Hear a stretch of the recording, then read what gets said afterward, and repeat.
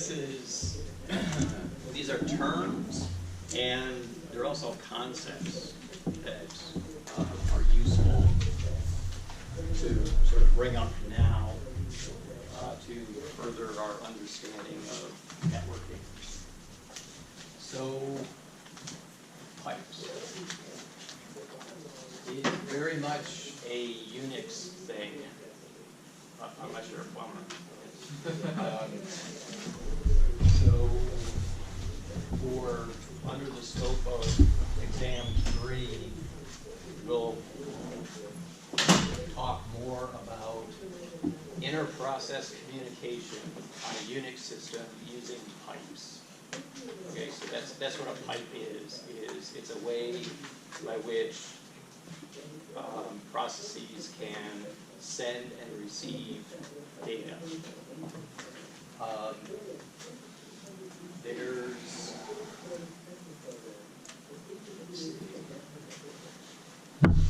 two types of pipes that we'll talk about. One is a pipe, and the other is a named pipe, also called a pipe load.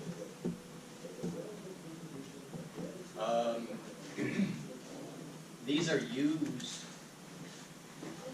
widely on any Unix system. So on Linux, the system services communicate using pipes and named pipes.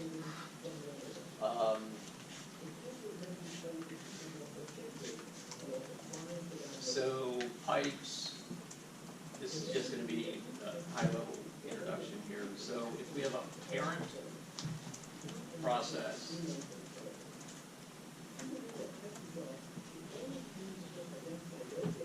and it forks a child process,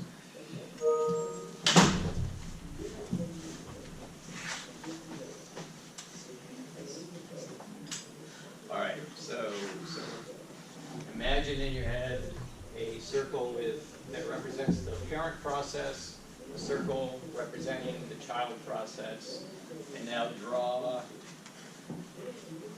two connectors between those two circles. Each connector represents a pipe. So in Linux, a pipe is unidirectional. On other Unix systems, they support full duplex pipes. In Linux, they don't. So typically 2 pipes are required if data is to be sent in both directions. So we'll look at, after exam 2, we'll look at the code required to create a pipe and how to open a pipe.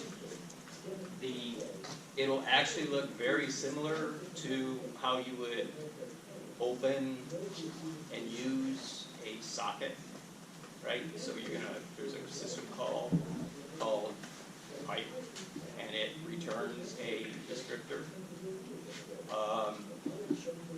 And you can do reads or writes over that descriptor. So when, like in a shell, so like in a bash shell, when we issue a command like cat,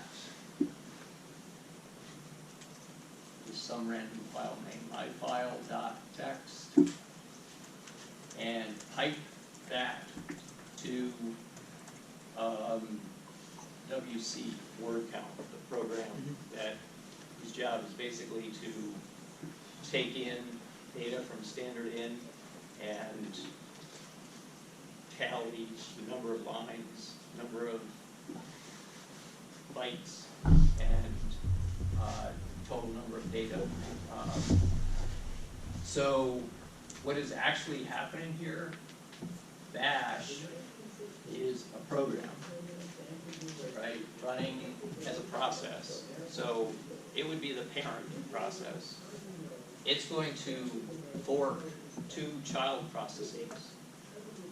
So child 1, and then it's going to exec overlay the program cat into child 1's context.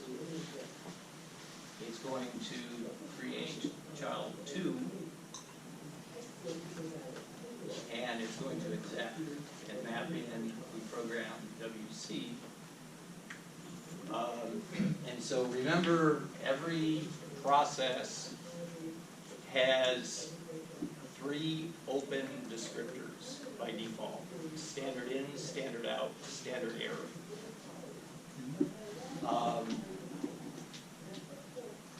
So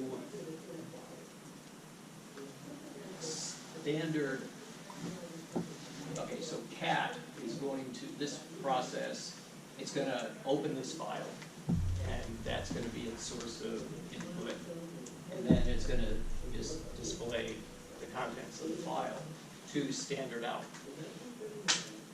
Okay, so bash is actually going to create a pipe, and it's going to redirect standard out over that pipe, and then child 2, its standard in is going to be redirected to that pipe. So the output from this process goes through this pipe to child 2, and then the output goes to standard out. Okay, so when we do pipelines in a terminal, we are using pipes.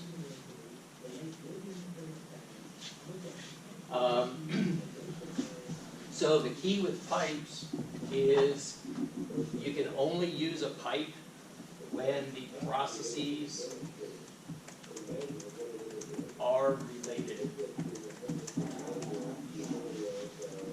Okay, which means that there has to be a parent-child relationship.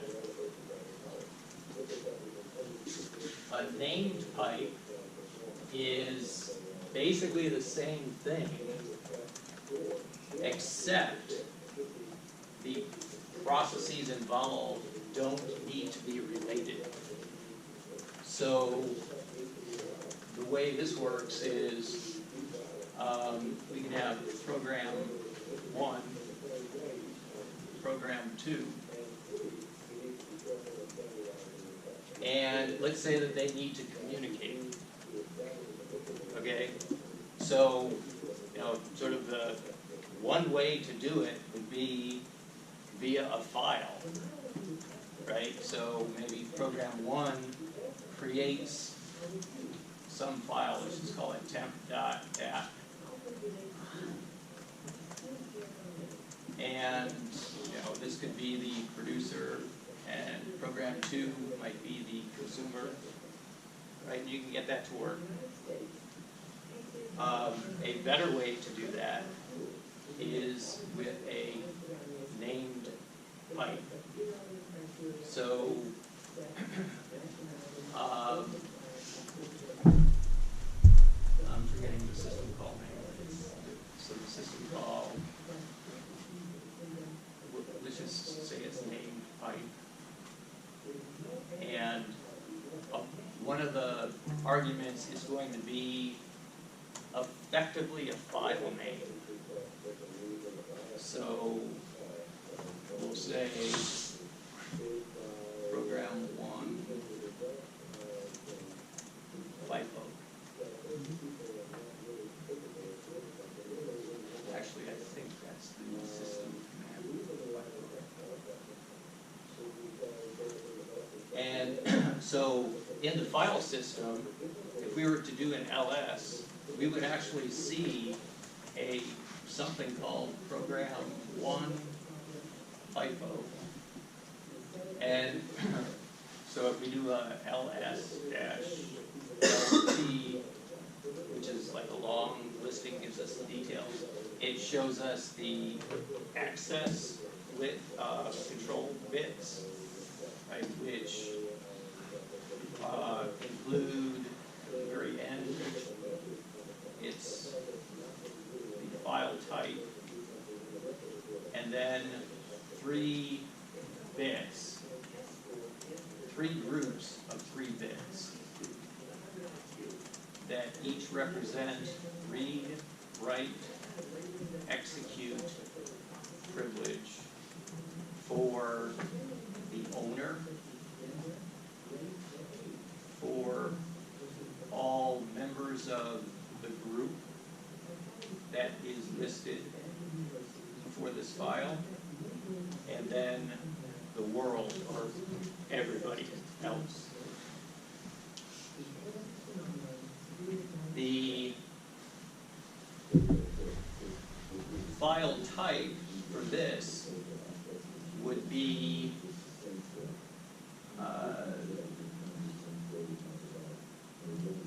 it would be a letter, and it might be a P for pipe. Okay, so,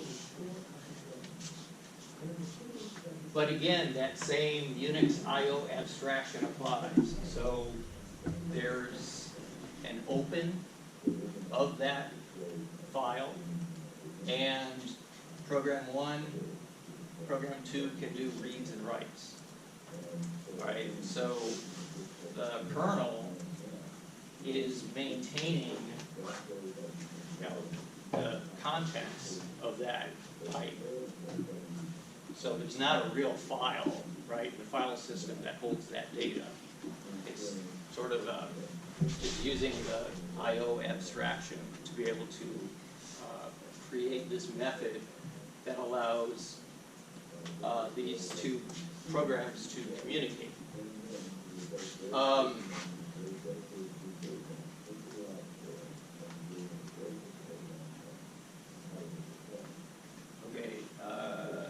see.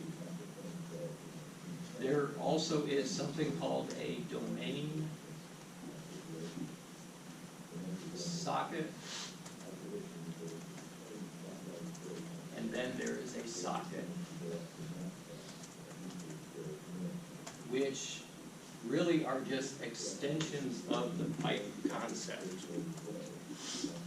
Okay, so a domain socket is almost identical to the sockets that we've been talking about, but is meant for process-to-process communication on the same system. So a network would not be involved. And then a socket basically extends a pipe over a network, right? And so there's some really cool tools like NCAT, SCAT, and we'll build in time to play around with them. Yeah. So this is going to be maybe a little too handy, but suppose I have a program that, like, I don't know, calculates prime numbers, Okay. and it normally would write to standard out and just print it on command line or whatever. Would it be possible to duplicate a file descriptor, or create a pipe to a socket, and technically have that program, even though it doesn't refer to any networking concepts, have another program initiate the socket and have that, the primes program, send all of that data through the socket? Yes. And that's actually exactly what these tools do. It provides a way to, without writing a sockets program yourself, it allows a way to basically extend a pipe across a network. Yeah. So you were talking about how like STD in, STD out, and stand, like they are always included, right? Yeah. You were also talking about that we can create a name for a socket, right? Yeah. Would there be any way, Or a since, name for like this named pipe? yeah, this name for a pipe. Right. Could we refer to those named pipes in a program, kind of like opening a file? Yeah, You could? absolutely, yes. So that's why this is super useful, because it allows any programs To use those. to be able to connect, as long as they each know the name. Is that really what we're doing when we're doing like an F open, like a file open in C? Let's see, well, at the I/O programming level, yes. Underneath, it's different. It's different. Right. So, and when we talk about pipes further, we'll get into that. Okay. And we'll talk further about this MCAT.